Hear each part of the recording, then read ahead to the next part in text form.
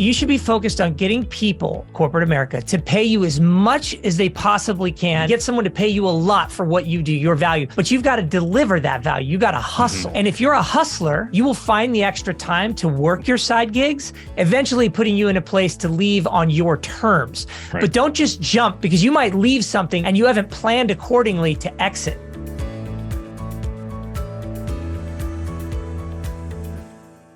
Welcome, everyone, to the Road Less Traveled Show. This is a show about people that were successful in a previous career and left that career to go down a different path. I'm your co-host, Richard Coyne. And I'm your co-host, Bill Zahller. On today's show, we have Chris Roberts. Chris, we're so glad you're with us. Thank you, guys. I appreciate the opportunity. Looking forward to the conversation. Actually, Chris, well, yeah, thanks again for being on the Road Less Traveled Show. To start with, can you tell our audience a little bit about your background and what career you started and how long you were in that line of work? Yeah, absolutely. I was an independent contractor, which basically means I'm a 1099 person, not a W-2, for a little over 21 years. And I was in the sales and marketing business. And so I basically had my own company, and I would wholesale products for various industries, particularly the furniture industry. So I would sell their goods to the retail stores. I was kind of that middleman, no different than maybe a pharmaceutical rep. And I did that for 21 years, had a lot of success. I think I had that territory up to over $30 million a year, and retired out of that industry to go into real estate full-time after dabbling in single families for about 10, 15 years. Oh, great. And then what have you transitioned into now? Yeah, so today I have a couple of different things going on. One is my syndication business, which is value-add apartment complexes. And so we buy them and we renovate them and bring investors along. And then I also develop properties with my developers. So we're building luxury Class A, sometimes up to $100 million, $150 million projects. And then I also own a crowdfunding company that allows syndicators to list their deals on my platform, helping them to raise money for their deals. So I have two things going on right now. Yeah, that sounds like you're busy. Yeah. What's your what geographical areas do you is the investing and the development in the same areas, or are they diverse? Yeah, it's a great question. And if you looked at my map, you'd say, how on earth do you do that? And why are you all over the place? But there's a method to my madness. I started out in the value add space in the Sun Belt, basically in Georgia, Texas, Florida. Had a one-off in Virginia, and we did that because we had boots on the ground there, and there was just some really good opportunities there. And so we were doing that. And then we sold a few of those assets. Our developments are in Stamford, Connecticut. We're just occupying that building at about, I think, 50% now. It's brand new build. I think the value is about 85, 90 million. And then that was a one-off from my developer. But now my developer's in Denver. And so we're building 3 luxury buildings in Denver. We break ground on the first one in May.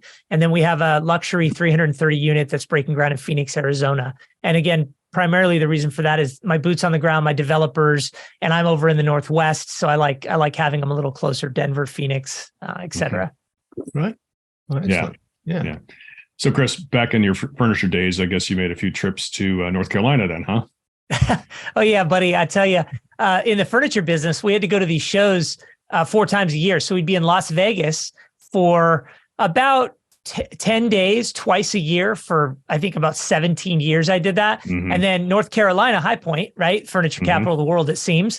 We would be there the same, about 7 to 10 days, twice a year. So absolutely. Yeah. Yeah. Man, that much time in one place. There was one time there's 1 year over a 15-month period with the company I used to work for. I think we went to Las Vegas 4 times within 15 months, and I'm not a gambler, so I'm like, me neither. Oh, yeah. Anyway, so maybe back in your past in the furniture days, is there a funny story you can share? Yeah, I think it's interesting. When I first started in the furniture business, I was this young, fired up, energetic, person that just had the gift to gab, if you will. That's what people told me. Way too much energy, my mom said, right? So lo and behold, I get thrown into a sales environment. I started out as a salesperson on the floor, and then eventually worked my way up into wholesale and et cetera, into the business. But originally when I started, I was so green that, and I have a lot of stories, but this is just kind of funny. It was my first day on a sales floor, and I was probably 22 years old. And this older couple comes up, and they're right to the front, and they said, excuse me, son, we're looking for a secretary. And I was like, oh, that's great. And I turn around and I point back to the gal behind the desk, and I said, hey, Suzanne, like, they're looking for a secretary. And the lady says, no, son, we're looking for a secretary. And I leaned back again. I said, hey, Suzanne, like they're looking for you. And they said, son, do you understand what a secretary is? It's a little piece of furniture that has a drop down and you can put a pencil in it. And I was so embarrassed. I was like, the assumptions, right? I was a young person. I had no idea. The only time I ever heard the word secretary was the person behind the counter, which by now nowadays is not accepted anyways as proper terminology, right? But anyways, it was really funny because the elderly couple was so sweet, and they kind of just took me under their wing. And actually, I sold them some furniture. It was the first sale I ever had, and it started so off to the way a sale should actually start, right? And everyone had a really good laugh at my expense, of course. But it was a lesson in don't assume, don't judge, slow down. And it taught me a lot. Actually, that little lesson taught me a lot about sales and marketing. Actually, it's kind of funny. That is funny. Yeah.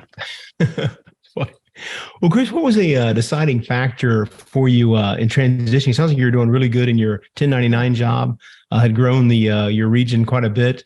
So what was it something you had planned all along, or something just at one point you'd had enough of the corporate world, or what made you transition to real estate?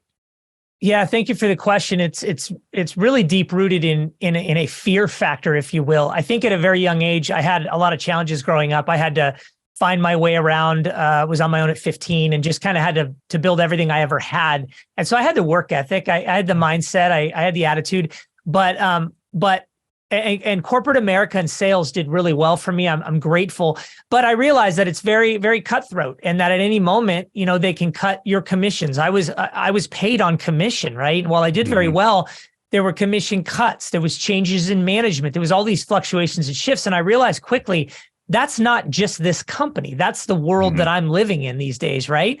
And so I quickly started focusing on multiple streams of income, whether it be a little rental I bought or a little side gig I was doing. Maybe I was repping a finance line or something like that, and quickly built that out to where I had, 13 streams of income at one point at a pretty young age. And then realized, wait a minute, this can replace what I'm actually doing. How do I scale this even better and make my life easier with way less stress? And I was working for one of the largest companies in the world in my field. And so there was a lot of pressure every day and really, really long hours. And so I just made the decision, once that passive cash flow replaced the income, to bail and do what I loved and actually employ other people and help others with, just speaking on stages and things of that sort. So yeah, that was the driver was one event, but the seed was sparked 15 years ago or so. It was one event though with management that made me immediately say, okay, I've got 3 years to do this and I'm out. So nice. That's fantastic. We talk about that quite a bit, just in terms of listen, if you like your job, great. There's no reason to throw the baby out with the bathwater, but at some point in time, don't rely on just one stream of income. You've got to really create a second stream. It might be a part-time job. It might be some sort of working for yourself in some sort of a company. There are lots of things out there to do. It could very well be real estate, like a lot we do, et cetera. And then maybe even turn that into a full-time scenario like you did. But yeah, again, corporations have no loyalty. I have been subject to a compensation change that was very negative. And I've seen other people, literally have a huge monster sale. And all of a sudden they were like, no, we're not going to give you what your compensation says. We're going to legitimately cut it on the fly, illegitimately cut it on the fly. Yeah. So yeah, I mean, it's absurd what you would think that, again, never let your income be limited, right? That's something that we talk about. It's counterintuitive to me for companies to really cut commissions. Why would you want to limit somebody? Let them sell everything and compensate them for that. Because guess what? We all win, right? Well, yeah. And if I may quickly just expand upon that, 100%. And my thing is this, like, we are the lowest expense in the company, even though it feels like we're not to them, right? But it's like when you think about the billions of dollars being generated and the small percentage that you're making for that, it's a pretty good investment, right? And here's what I'd say, again, just to expand on that, is what I always tell people when I'm at events or whatnot is you need to focus on, because a lot of folks have aspirations and dreams of leaving their business and becoming a real estate developer or investor, whatever. And I always tell them, like, look, if you have a good gig, you should be focused on getting people, corporate America, to pay you as much as they possibly can and will for your skill set, as long as you can. right? As long as you can, get someone to pay you a lot for what you do, your value, but you've got to deliver that value. You got to hustle.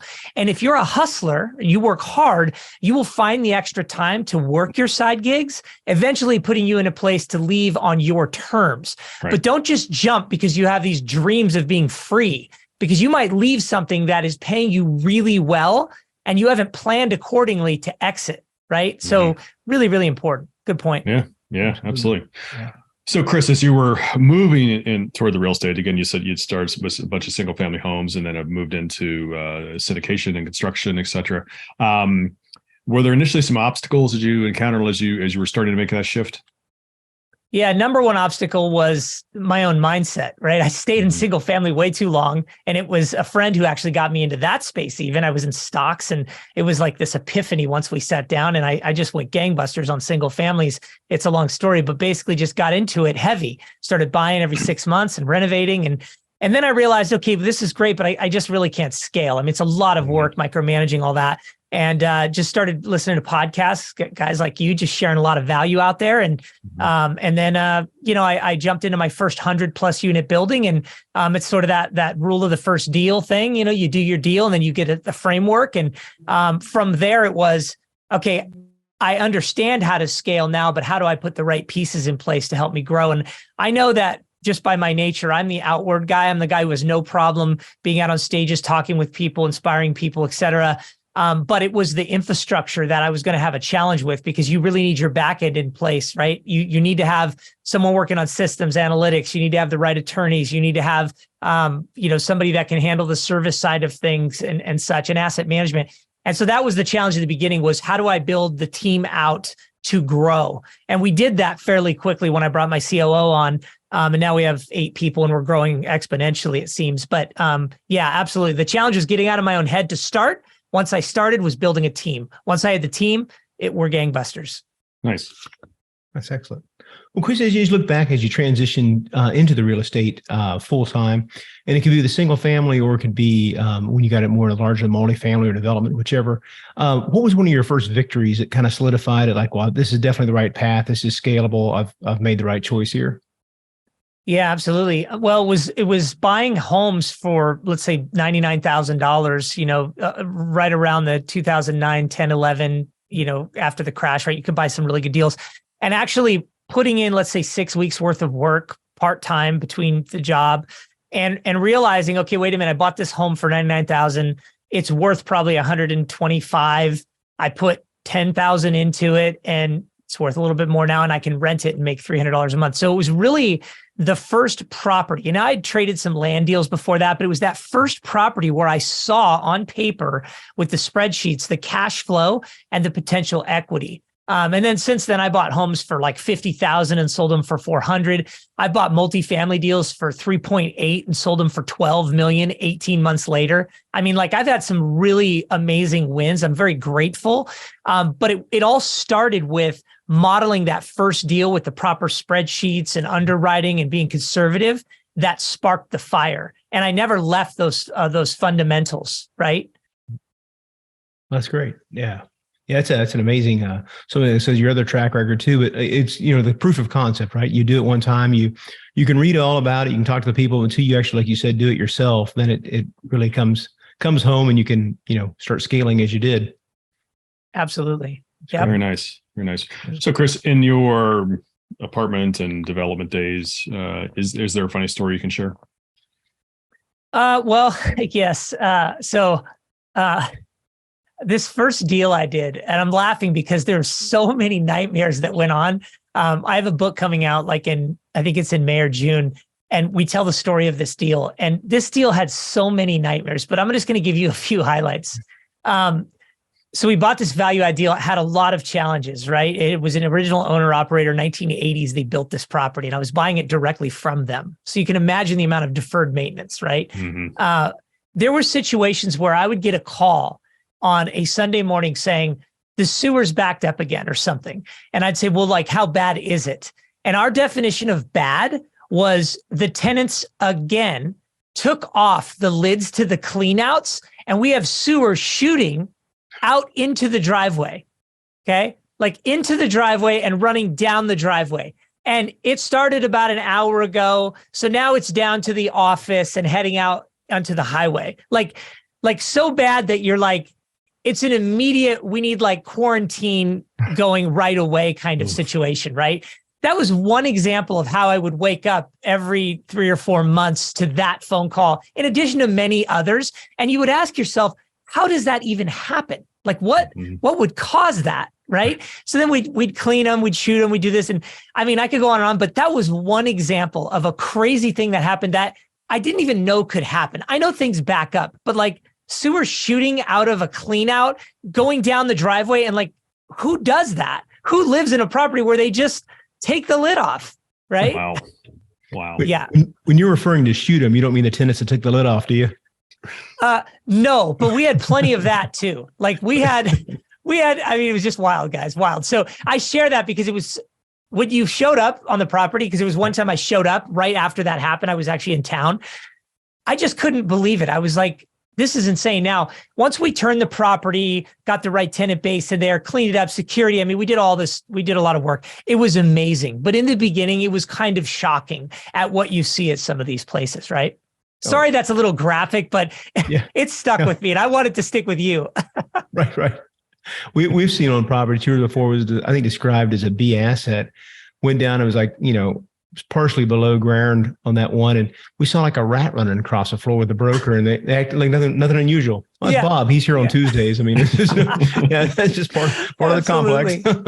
Yeah. You're like, oh, that's just apartment living. It's all good. Right. Okay. Yeah. All right. Did they ever get to the root of the issue as to why the backups were occurring and be able to take care of it? Oh yeah. The short story is some of the we're just going to call them. I'm not a plumber, but there's an area where they had these connections that were put in a certain way to code at the time, but needed to be updated. So that was one issue. We fixed that. The other issue on this particular one was there was such a length between the manholes. And between the buildings that one of the parking lots had settled the line slightly down. And so as things ran down and they got to that settled area, if they put the wrong things down the toilet, it would catch that let's call it there's a word for it, but where it was sloping, if you will, where it would settled and it would get caught up in there. So you'd have to actually have them jet it out because it was like 75 feet down the line. It just wasn't an area. We had to dig it up and actually rebuild the whole line, right? Yeah, but it's one of those things you wouldn't think about. And so their solution to it every few years, once it had been cleaned out, when I took over, was to just take the lid off and let it come out. And you're like, but you can't do that. It's a hazard. It's your kids are playing out there, right? And we were on it right away, but we had just taken over. And again, we took over from somebody who had tremendous deferred maintenance. They didn't care, right? Right. Yeah. Yeah. Wow. It's quite a story. Yeah. Yeah.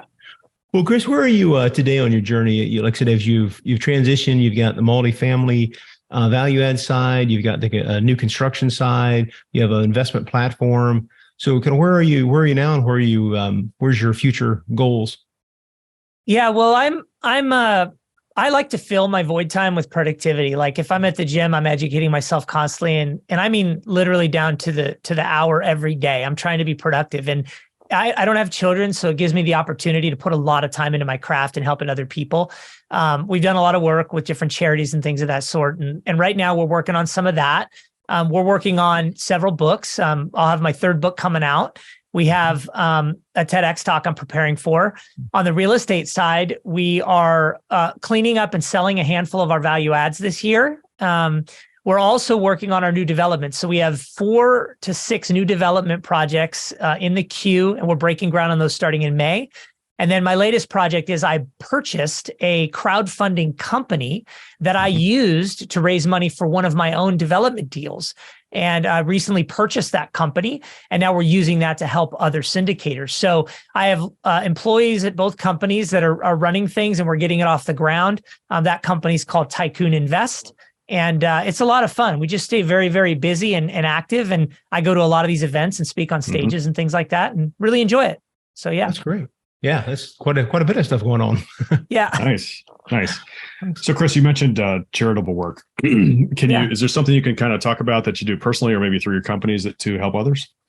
Yeah, absolutely. I like doing, I do a lot of different charity things. I'm not specific to one cause. Like, for example, I'll go to events and I'll do the silent auctions, or I'll donate, or I'll buy a table, or whatever it may be. And it could be refugees, right? It could be a City of Hope in Southern California, cancer research, et cetera. One of the big ones is Feeding America. So I'm a partner. I'm an enterprise partner with Feeding America. And I had a goal of feeding 1 million people starting in 2019. And in 2022, we did it. We fed over 1 million people. And that's close to my heart because when I was a kid, I stood in food lines. I struggled. I was on my own at a very young age. And so we're always looking for other opportunities to make a difference in people's lives. But my passion is, allowing people to not have to go without a meal, and other various things. Like I said, working with refugees, cancers, and things that pop up randomly. I'm grateful to be here. Life is short, and I think we all agree. Not a day goes by that you're not reminded of that in some way, shape, or form. And so I want to try to make a difference in other people's lives any way that I can, even if it means just small donations here and there. Nice, very nice, great. Yeah.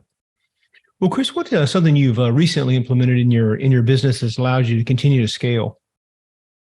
Yeah, it's hiring the right people. One thing that's really hard, especially when you start out, is building out your team, because unless you just have really like-minded folks, or let's say a best friend, if you will, that's like, yeah, I get it. I'm going to believe in you and we're going to do this thing and we're going to work for free for 5 years and grow it. Most businesses don't work the first year or two. They fail, right? And the majority of businesses do less than $100,000 a year in revenue. Believe it or not, it's like, and then it goes up to like 1 million. And it's really astonishing how many businesses don't do much volume and actually fail. So for me, it was investing in the people. Now, I knew the people were the key, but you've got to pay them, right? If you want the right people. And so I had to invest quite a bit of my own money as I began to scale. I made quite a bit in the beginning on some of my first sales, some of my first larger multifamily sales. But instead of spending that money and buying Ferraris and stuff that a lot of these crazy gurus do, I invested it all back in the company and held a lot of it in reserve for for the optics with lenders and things of that sort. And now it's scaling. So you're paying people quite a bit of money to help you grow, but you can grow exponentially when you have those people on your team. So that was the biggest challenge, was overcoming that. I got to put a lot of money in, and I got to take the leap of faith, and I got to hire the right people. And then as a result, we'll scale, and it's working. Very nice. Yeah, that's great advice. Good. Speaking of advice, Chris, what advice would you share with somebody who's considering making a path change? Yeah, thank you for that question. It's a very good question. I actually get asked that a lot when I'm at events, like conventions and stuff. So I tell people it's very personal, and you have to look really deep inside before you make that decision. And what I mean by that is, earlier I touched on, are you in a position where someone is paying you a lot of money? I literally just had this conversation with a guy who's considering leaving his job to jump into our space. He's actually in it, but he has a job. And I asked him that very question. It's not always about money, but you need to make money to be comfortable. So if someone's paying you $150,000 a year and you want to come work for somebody who's in our space, as an employee, you're just trading. You're going to different grass. It's not greener grass, believe me. You're just trading grass, right? So now you're going over here, you're working for somebody that you're not familiar with, right? Different than being an entrepreneur. Entrepreneur, you chase your dreams, you take a step back, you have an emergency fund, and now you can put all your energy along with putting the right people in place alongside you to grow. The advice is, don't burn the boats. A lot of people say, "I'll burn the boats, take a leap of faith, follow your dream."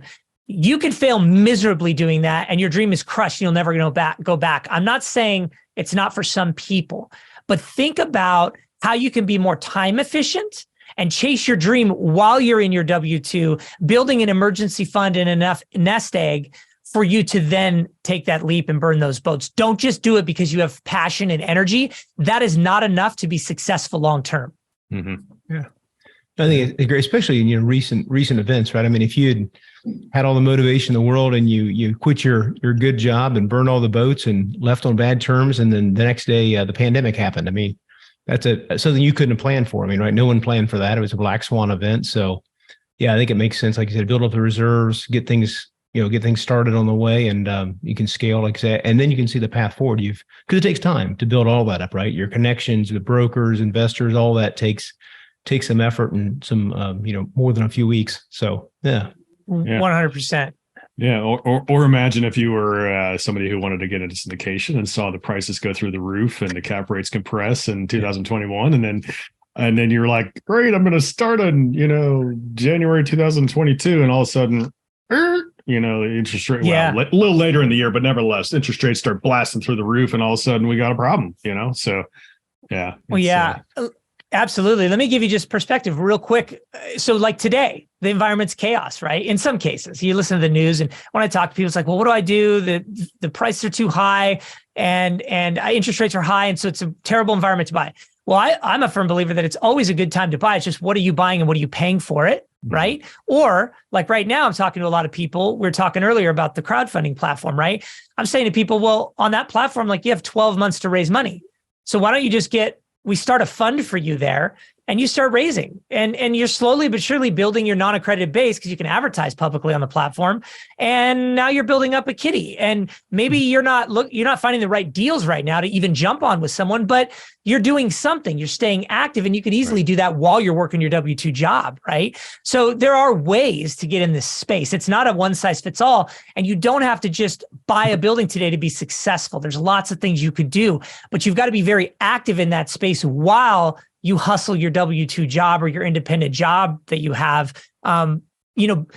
Diversify, right? Diversify, even in the real estate space, you diversify. Why wouldn't you do that in your profession as well, keeping your W-2 as long as you possibly could while you educate yourself? Right. So exactly. Work on the multiple stream of income while you have the good solid job already there. So, build up the second stream and the third stream if you can, et cetera. But, again, don't cut your nose off to spite your face, back to your earlier points.